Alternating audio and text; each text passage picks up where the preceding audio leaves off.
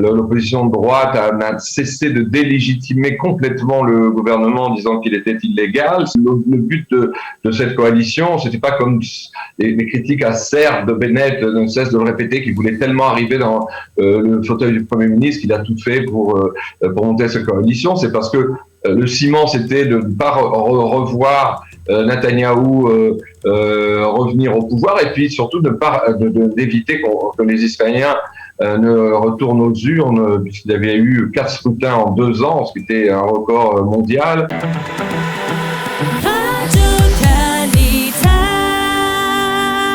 Et nous avons le plaisir de retrouver aujourd'hui Richard Darmon. Richard, bonjour, Boker Tov. Bonjour et shalom. Alors on a inversé, on va dire, les jours. Hier on a parlé avec vous d'Israël au cœur du Moyen-Orient, et aujourd'hui on va parler de politique, et cela s'impose puisque les développements au jour le jour sont extrêmement importants.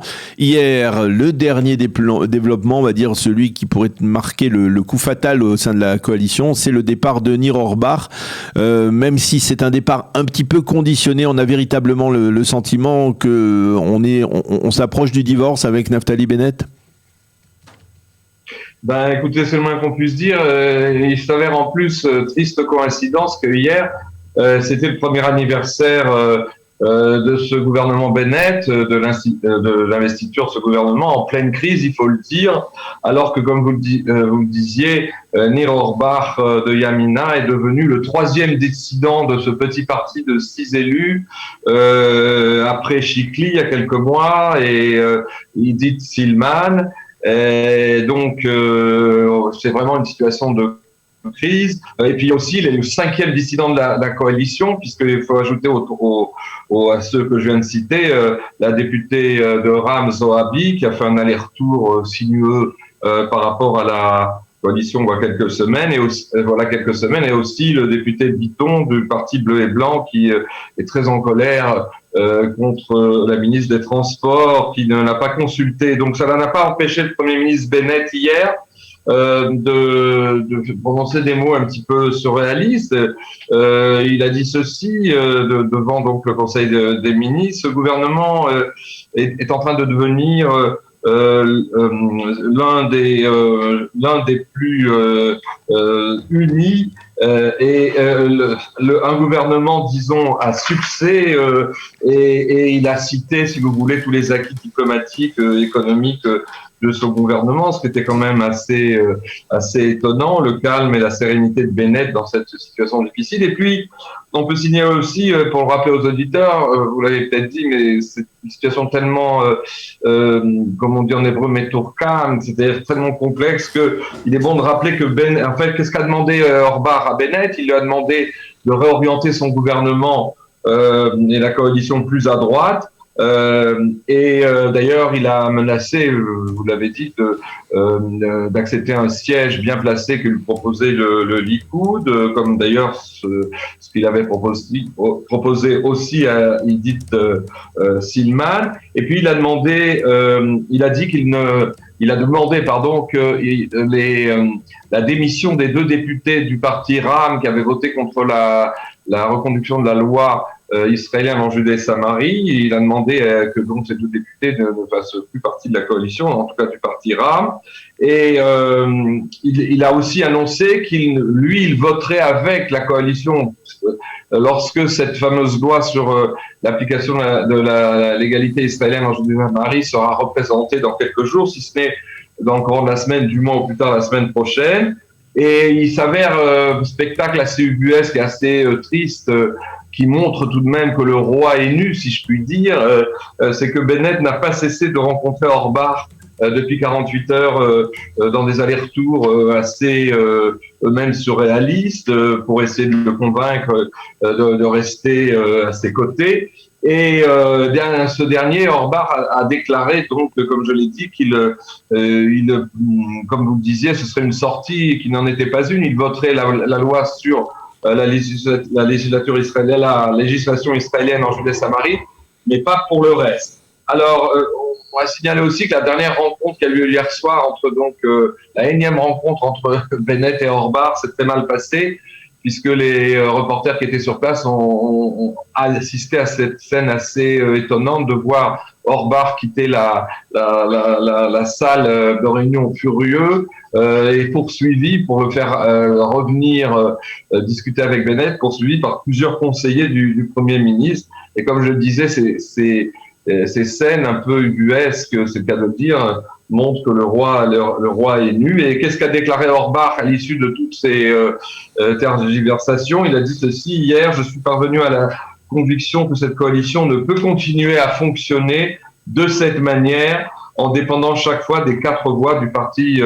islamique RAM. Fin de citation. Donc c'est une manière, en fait, c'est une manière pour Nir Orbach de rejeter la responsabilité de l'échec de la coalition sur le parti RAM. C'est important parce que on le sait, il y a des accords de coalition entre Lapid et Bennett et qu'il faudra déterminer qui est responsable de la chute de la coalition gouvernementale. Est-ce que c'est la gauche tout à fait. ou la droite? Chaque mot ici à sa place et Orbach, bien qu'agissant officiellement au nom de ses convictions de défense de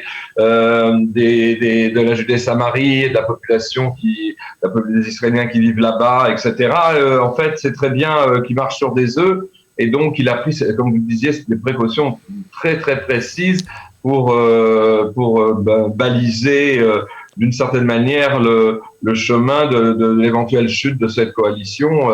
Avec toutes les conséquences de l'accord entre justement Lapid et Bennett, si ça devait se produire. Mais là, franchement, ça fait combien de semaines, Daniel, qu'on se rencontre le lundi ou le mardi et qu'on dit que voilà, un pas de plus a été franchi dans le démantèlement de cette coalition. Mais là, il semblerait que on ne sait pas très bien. Bon, peut-être que oui. D'ailleurs, le gouvernement a décidé de repousser 4 projet le vote à la Knesset sur 4 projets de loi où il aurait pu se faire, ridiculiser. Donc, il a neutralisé un petit peu la Knesset pour quelques jours, mais ça ne signifie pas du tout que tout va bien dans le meilleur des mondes. C'est même l'inverse.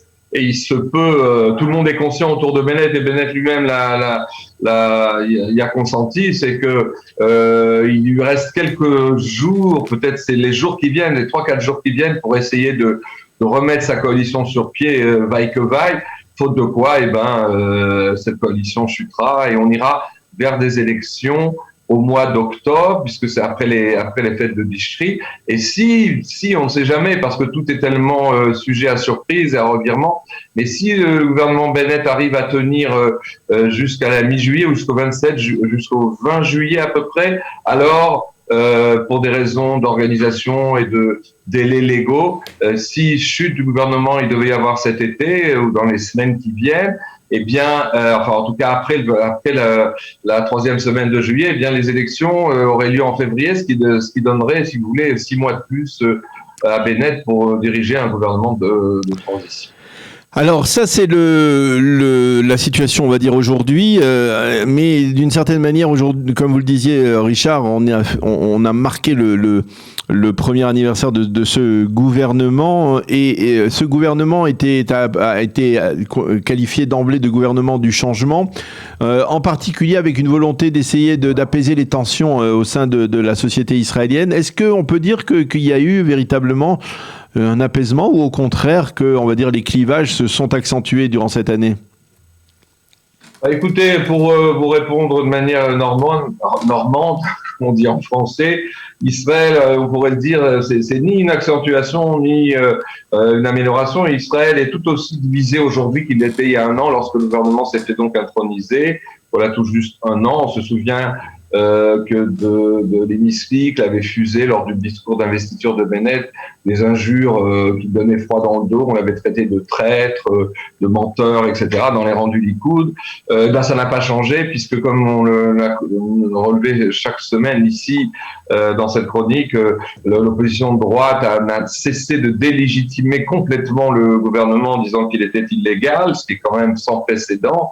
Alors il est peut-être instable et j'allais dire hétéroclite, c'est le moins qu'on puisse dire, avec 8 factions différentes, mais il est en tout point légal dans la mesure où c'est ce système électoral qui permet à un Premier ministre ne disposant que de 6 sièges à la Knesset, par le jeu des alliances, de pouvoir gouverner. Il n'y a pas d'usurpation, il n'y a pas d'illégalité. Ce que voulait dire le Likoud, c'est que le Premier ministre Bennett avait finalement servi des votes d'un électorat de droite pour aller naviguer vers le centre et vers la gauche, mais c'était par la force des choses. Le but de cette coalition, c'était pas comme les critiques acerbes de Bennett ne cessent de le répéter, qu'il voulait tellement arriver dans le fauteuil du Premier ministre qu'il a tout fait pour monter cette coalition. C'est parce que le ciment, c'était de ne pas revoir Netanyahou revenir au pouvoir, et puis surtout d'éviter que les Israéliens ne retournent aux urnes, puisqu'il y avait eu 4 scrutins en 2 ans, ce qui était un record mondial. Et donc, les intentions de Bennett n'étaient pas des intentions manipulatrices au départ. Ceci dit, c'est confronté, comme on le disait, comme vous le subodoriez, à un gouvernement tellement hétéroclite. Alors, d'un côté, cette information de ce gouvernement qui était le premier qui incluait non pas une participation directe, mais un soutien parlementaire d'une liste arabe, a d'une certaine manière créé un précédent assez original, puisqu'il y avait des partis allés de la droite au centre en passant par donc la gauche, l'extrême gauche et les Arabes. Pas un gouvernement d'union, mais un gouvernement qui représentait finalement un large spectre de l'opinion publique israélienne. Ça, c'est pour son acquis au plan de, si vous voulez. Mais en tout cas, en ce qui concerne l'opinion, il y a un intéressant sondage qui montre qu'elle est bien divisée. Un sondage très intéressant qui a été publié il y a quelques jours par l'Institut israélien de la démocratie, qui est installé à l'Université de Tel Aviv, et qui a montré que 48%, donc presque la moitié de ceux qui avaient voté pour les 8 partis différents qui composent aujourd'hui le gouvernement, estimaient que les tensions au sein du pays, les tensions entre les différents secteurs sont pires que celles qui existaient. Donc, c'est une manière de vous répondre. La moitié de ceux qui soutiennent le gouvernement pensent que les choses se sont accentuées. Et ce chiffre monte à 72%, donc les 2 tiers de ceux qui soutiennent les vues de l'opposition qui pensent que oui, les divisions ont été exacerbées. Mais ça, c'est un aspect des choses quand même intéressant aussi de noter à propos de ce premier anniversaire du gouvernement Bennett, c'est que un autre sondage qui a été publié il y a à peu près 6 jours, en milieu de semaine dernière, qui était réalisé par l'institut qui s'appelle Panel Research, et qui a montré que 39% de ceux qui étaient interrogés préféraient qu'il y ait une élection maintenant, une 5e élection en 3 ans et demi. Ça signifierait donc il y a eu 4 élections en 2 ans, et si on procédait à des élections en octobre, ce serait les 5e en 3 ans et demi. 39%, presque 40% seraient favorables à cette solution, plutôt que de composer une coalition avec la Knesset actuelle, de refaire un arrangement avec des partis de droite. Et 28% seulement souhaiteraient que le gouvernement actuel poursuive sa route, avec un 19% seulement qui serait pour qu'on forme une coalition nouvelle avec la Knesset actuelle. Alors, donc, ce qui est évidemment, il y a des différenciations selon qu'on est à droite ou à gauche, mais on ne va pas donner ces chiffres-là oralement, il faudrait un tableau. Mais c'est quand même à noter que donc les Israéliens préféraient c'est assez curieux, mais préféraient des élections maintenant à toute autre solution, ce qui va à l'encontre du désir de Bennett et de sa coalition qui proclament sans cesse qu'ils sont là et ils perdurent pour éviter toute élection aujourd'hui. Alors, il nous reste 2 minutes, Richard, pour le 3e sujet que vous vouliez aborder. Rappelez-moi de quoi il s'agit. Ben, écoutez, il y a eu plusieurs éditoriaux dans la presse israélienne de ces derniers jours, eu égard à ces difficultés aggravées du gouvernement Bennett et de Bennett lui-même pour subodorer, pour avancer l'idée qui a d'ailleurs été longuement commentée du temps de Netanyahou, quand celui-ci a éprouvé des difficultés, non pas avec son électorat, mais avec la justice israélienne, pour dire que peut-être, pour poser la question, est-ce que Bennett ne se sert pas du dossier iranien qui revient à la une avec les éliminations ciblées de chercheurs iraniens et finalement une actualité très chaude de ce point de vue-là pour peut-être essayer d'améliorer sa popularité ou sa position vis-à-vis de l'opinion publique. C'est une question qui déjà avait été largement mise en avant par les commentateurs israéliens il y a quelques années à propos de Netanyahou. Et là, compte tenu des difficultés de Bennett, c'est une question que les critiques acerbes, les analystes acerbes de la presse israélienne se posent. La réponse, j'en dispose pas forcément, mais je crois que c'est plutôt les considérants diplomatiques et du dossier iranien lui-même qui poussent ceux qui décident des actions soit de Tsahal, soit du Mossad à décider ce qu'il décide. Et c'est pas le Premier ministre qui tout d'un coup appuie sur un bouton rouge ou vert pour accentuer des éliminations. Ces actions-là sont prévues de longue date et elles sont contrôlées de A jusqu'à Z par l'établissement sécuritaire et pas par des velléités politiques d'un Premier ministre qui se réveillerait le matin mal disposé et puis qui dirait tiens on va attirer l'attention des médias sur le dossier iranien. C'est un peu puéril de poser ces questions.